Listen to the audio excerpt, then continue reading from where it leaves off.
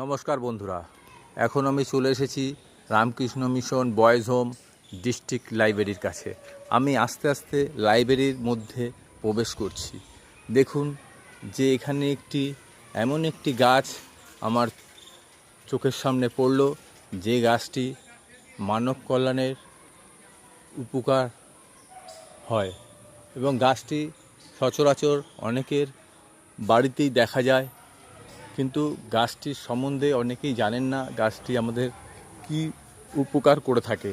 এই গাছটি আমি আপনাদের দেখাচ্ছি, গাছটির পাতার সামনে যাচ্ছি এবং গাছটি ভালো করে দেখুন। এই গাছটিকে বলা হয় পাথরকুচি গাছ। এই গাছটির পাতা যদি একটি করে প্রতিদিন চিবিয়ে খাওয়া যায় তাহলে দেখা যাবে যে সমস্ত মানুষ সুগারে ভুগছেন তারা অনেকটা সুস্থ থাকবেন এবং ভালো থাকবেন। আপনারা এই